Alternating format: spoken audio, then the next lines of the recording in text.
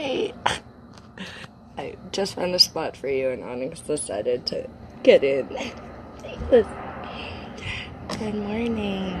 It's really early morning and I'm out sitting on my porch well, I was sitting with the silence, but now there's a plane. And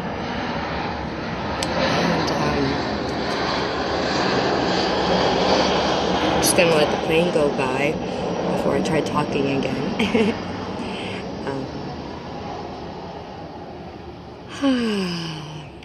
Good morning, good morning, good morning. I haven't been up this early in a little bit. I've been fighting a cold, so been sleeping in and sleeping a lot more. So this morning, though, I got up early before everyone else, before the sun, before the birds. It was dark, it was great, and I love it. There's something so special about this time of day. Listen, let me show you the canyon.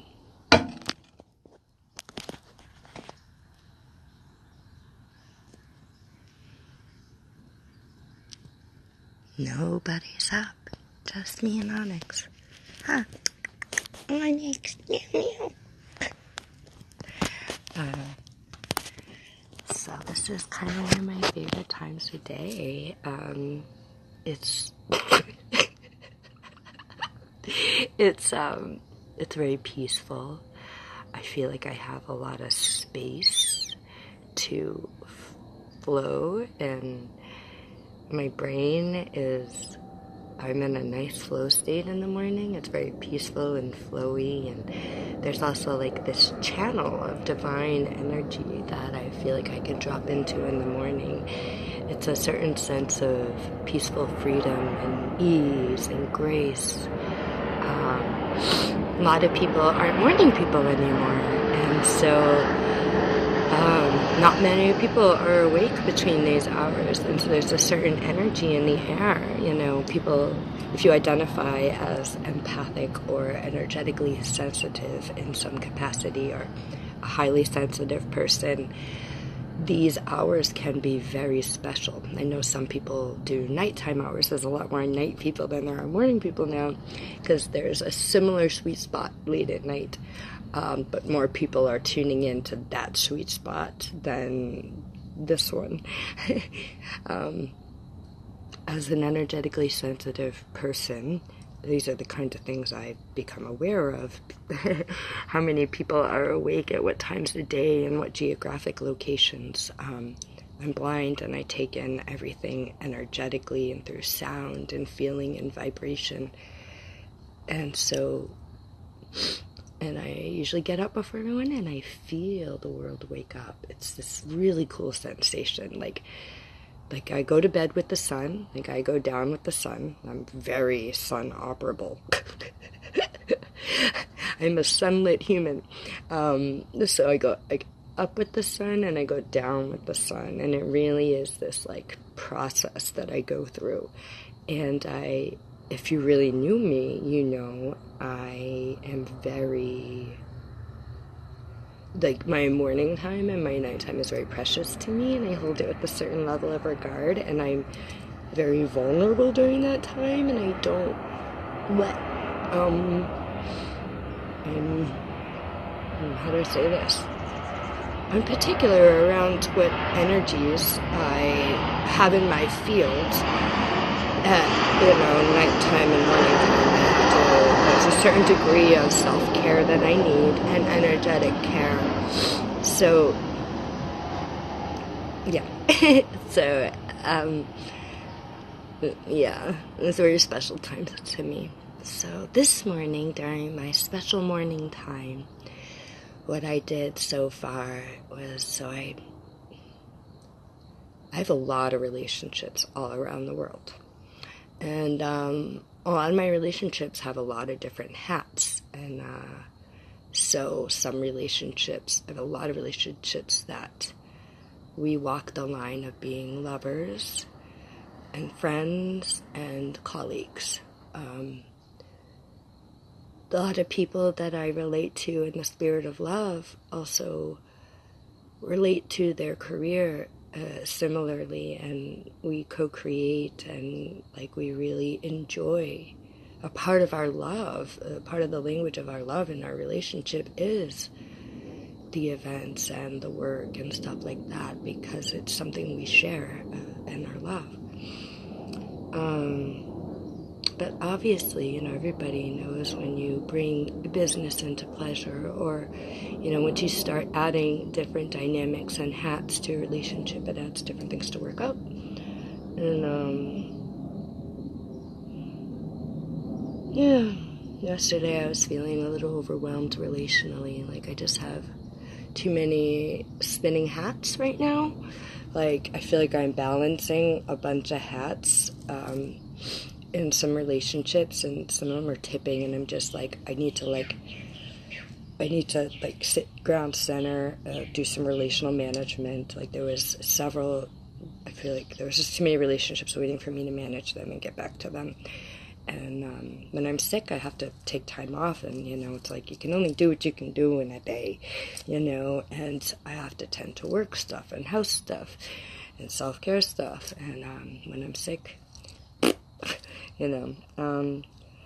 so this morning I spent some time processing a message from a dear beloved of mine of the last 2 years that I navigate a multitude of relationships with, and we've worked through many different dynamics and challenges in relating around sex, love, and money. Really, when you want to boil it down, that's what it comes down to. And so I did some processing on one of our messages this morning that was waiting for my management and my, time. Some of this stuff that comes up in relationships, you can't just fix it right away. You gotta let it sit in gestation, receive it, process it, let it boil, until you really have your full, oh wow, this is what I feel and how I feel about that. And I really, the other part is really taking the time to hear someone. Sometimes when there's big relational stuff going on, I may have to listen to someone's message. I do a lot of relational management verbally. Obviously, I don't do text shit, I'm blind. And so with all the different time zones and all that stuff, sometimes it happens just through audio messages. And we create conscious created containers, and there are disclaimers that we say at the beginning of the message. But so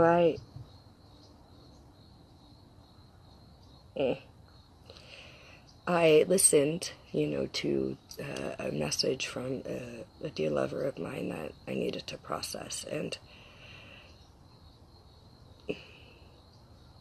it's taking me time, but today I was able to process half of the message, really, I was able to really see it and give her a clear picture of how I received her. And the other piece of listening, that was what I was trying to say.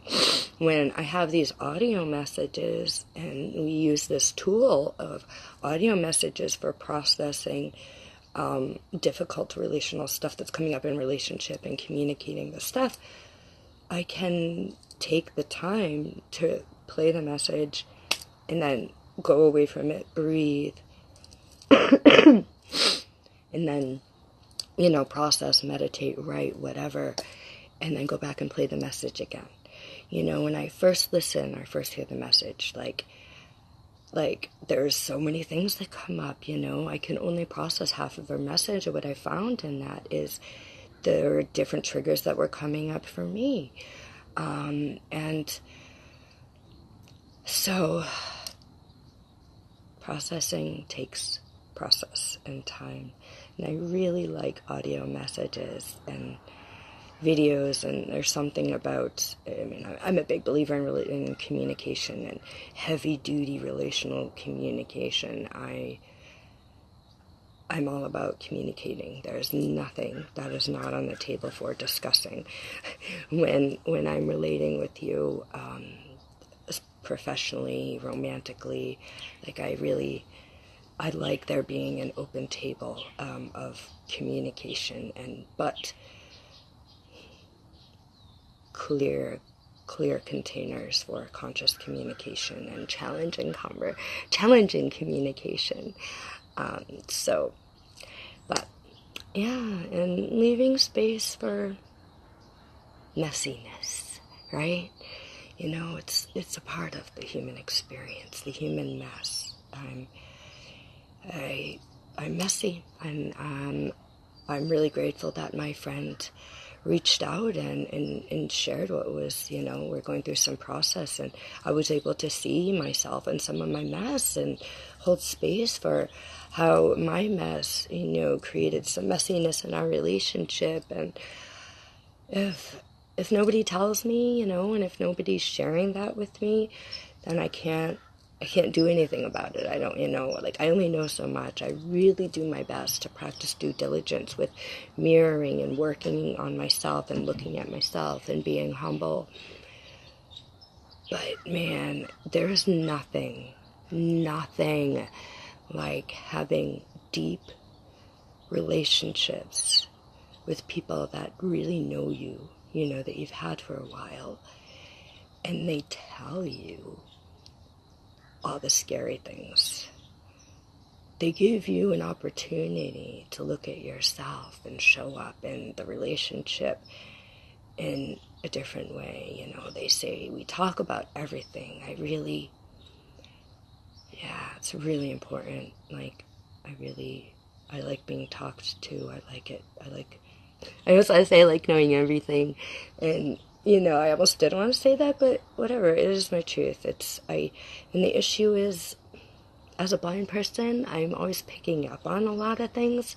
There's a lot that goes unsaid. And I'm picking up on all that. And so it bugs the shit out of me. Ever since I was a child, I've always been highly intuitive. And I've been able to know when people are lying to me or hiding things from me, or even lying to themselves when something is not in, that's a partial reality. That's a partial truth. That's their reality. That's their truth at this moment, but it's not the reality or the truth. There's always there's layers and levels. And so I really like authentic relating, when we can show up and share with each other truly. I need that. I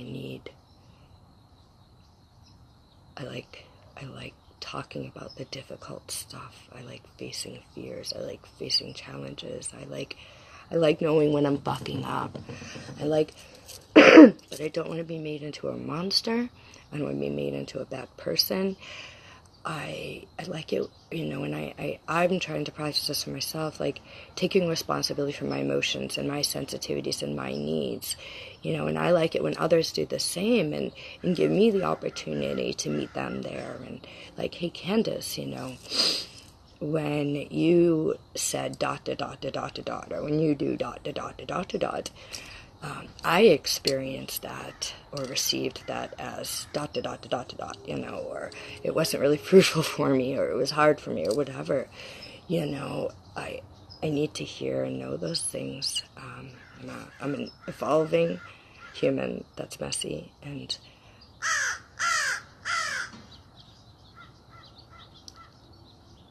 I really want to be the best human I can be. And I know I'm always going to be messy, and I want space and love for that, as well as to be given the gift of opportunity for recreation and negotiation and communication in relational challenges, personally, professionally, romantically, and honest internal and relational reflection. And sometimes what that takes is a lot of time, a lot of communication, and a lot of mirror work. When I say mirror work, I don't just mean looking in a physical mirror, at yourself and doing affirmations, but one of the big parts of being in relationships is every relationship acts as a mirror for you to see yourself. And this is why I choose the path of non-monogamy and have so many relationships, because I want to transform and grow and change. I want the intense mirroring so that I have all these different viewpoints to grow from and to learn from through all these mirrors and relationships. I've been very blessed to have relationships with people that are really divine mirrors. And yeah, I don't know what else to say. I'll probably chime in later today with other things more temple-y related. I was definitely feeling more my public diary right now. So listen, the birds are up now.